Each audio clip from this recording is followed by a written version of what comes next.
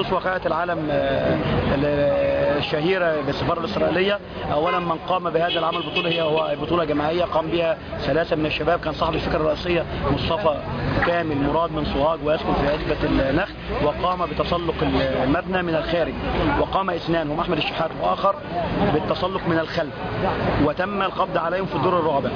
والذي نجا نتيجة الزخم الجماهيري والهتافات هو مصطفى كامل مراد، حتى صعد إلى الدور ال 22 وقام بندى العلم الإسرائيلي ووضع العلم المصري، والعلم المصري يحمل اسمه الآن اسم مصطفى كامل مراد من سوهاج ويسكن في عزبة النخل. وعندما قمنا بتسلم الذين كانوا في مبنى السفارة أعطونا أحمد الشحات على أنه هو من تسلق بالخارج، وكان في ذلك الوقت يخضع مصطفى كامل مراد لتحقيقات التحريات العسكرية فوق اللي في السفارة، وكان يتعرض لنوع من الضرب التحريات المصرية طبعا الشرطة العسكرية المصرية، وضرب وأهين وأخذت بياناته. وهذه هي الحقيقة الكاملة باعتراف أحمد الشحات. وعندما قلنا له لماذا كذبت ولماذا أنت قلت أن هذه بطولة لك، قال ماذا أفعل وقد قلت.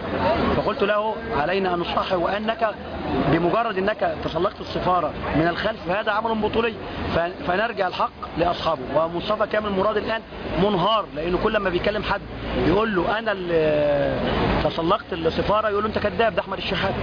لكن اللي قام بالفعل بندى علم السفارة ووضع العلم المصري هو مصطفى كامل مراد والعلم. طب ايه الإجراءات اللي اتخذتوها بعد والله الإجراءات اللي احنا خدناها ان احنا بنثبت حق مصطفى كامل مراد في هذا العمل البطولي، وفي نفس الوقت بنحاول نرجع احمد الشحات عن موضوع الكذب في الاعلام والكلام ده كله، عشان له ما بعد خصوصا بعد التكريم اللي حصل له في محافظه الشرقيه وغيره ده بيلقي نوع من الاسى على البطل الحقيقي اللي هو مصطفى كامل مراد.